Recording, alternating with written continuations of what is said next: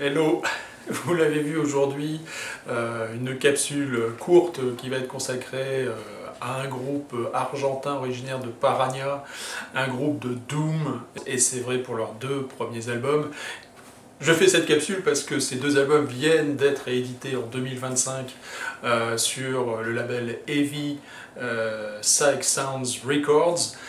Ces deux albums étaient sortis initialement en 2016 et en 2017, le premier sur un obscur label, Black Farm Records, et le deuxième sur un non moins obscur label, le Cursed Tongue Records. Vous l'avez compris, vous l'avez vu sur l'image, en fait, c'est un groupe à l'imagerie satanique, occultiste. Alors ça n'en fait pourtant pas pour autant des adeptes de Papus ou de Aleister Crowley, non.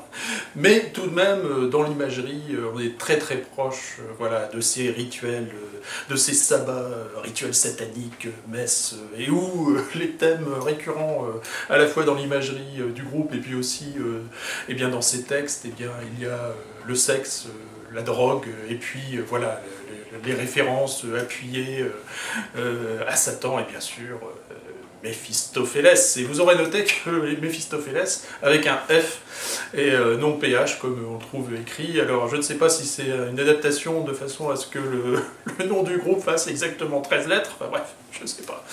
Alors ce groupe argentin, c'est un trio. Un trio qui est composé de Gabriel Rivera, qui est au chant et à la guitare, et qui fait aussi toute l'imagerie, toutes les pochettes du groupe, etc. Enfin bref, je vais vous glisser en incrustation quelques images.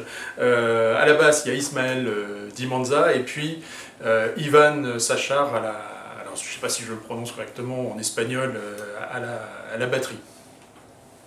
C'est un groupe assez récent puisqu'ils se sont formés a priori en 2015 et dont les influences revendiquées côté 60s, 70s sont très très claires. C'est Black Sabbath, c'est évident d'ailleurs, je vais y revenir sur les deux premiers albums. C'est Led Zeppelin, Deep Purple et Gong. On a un peu de côté, mais c'est revendiqué par le groupe. Et puis, dans des influences beaucoup plus récentes, et je pense que pour les amateurs qui ne connaîtraient pas Méphistophélès, ou bien parmi vous qui auraient déjà écouté Méphistophélès, il y a un groupe qui est évident et dont il se revendique, c'est Electric Wizard, et effectivement l'influence elle est aussi du côté de l'imagerie, des références à l'usage de drogue, etc. Et puis cette ambiance très très sombre, ce son extrêmement lourd, d'où voilà, mon classement, en tout cas de ces deux premiers albums, pour moi, hein, en tout cas, encore une fois, de Vince, dans le heavy psych rock, voilà, très très très très nettement. Hard rock, ouais.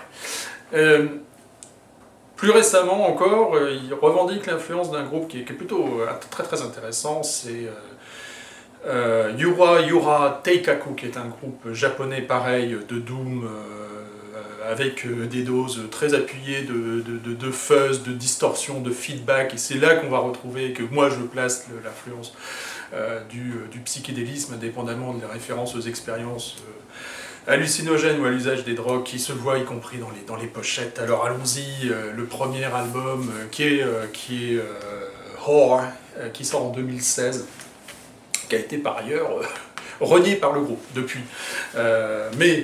Bon, très belle réédition, très belle facture. Alors là, vous ne pouvez pas ne pas penser au riff de guitare de Tony Iommi, c'est évident, l'influence est très très très nette. Alors il faut savoir que cet album, pour ceux qui l'ont écouté à l'époque, ce qui paraît compliqué, puisqu'il est sorti principalement en Argentine, je l'ai dit tout à l'heure, sur un obscur label, et avant d'être réédité effectivement cette année, mais il était disponible en cassette. Ils ont bénéficié d'interviews dans certains médias en Europe et aux États-Unis, donc ça a permis quand même qu'ils soient un petit peu connus. Oui, voilà, vous êtes du côté de Black Sabbath, c'est évident. Détester cet album ou adorer. Voilà, a priori il n'y a pas tellement de... Bon, ben moi je l'aime bien. C'est pas que je l'adore, c'est que je l'aime bien. Et puis le suivant qui sort en 2017.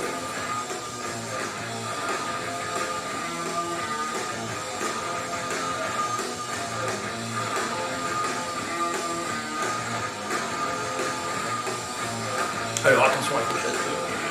Souvent les pochettes sont un petit peu... voilà. I'm Heroin. Et là pour le coup, donc le groupe donc, a enregistré a priori cet album en 8 heures. D'abord ouais, effectivement sur une console numérique. Hein. Attention, cette vidéo n'est pas pour les enfants.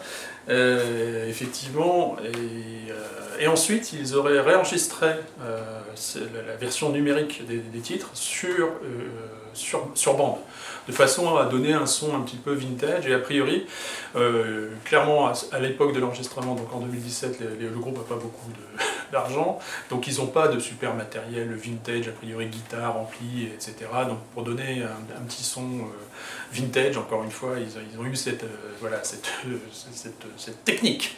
Bon, alors là, effectivement, je trouve que l'album est plus riche, ça c'est sûr, ils en sont beaucoup plus fiers, d'ailleurs, I'm Heroin, et effectivement, parmi à la lecture un petit peu des impressions des uns et des autres, il semblerait que ce soit un album qui fait date, même si encore une fois vous allez peut-être l'écouter, vous n'allez pas lui trouver une originalité tout à fait extraordinaire, parce que tant les influences sont extrêmement marquées, effectivement, du côté des groupes que j'ai mentionnés tout à l'heure. Black Sabbath, Electric Wizard, c'est évident. Il revendique aussi l'influence d'Acid Mother's Temple, évidemment un groupe que j'ai déjà beaucoup évoqué.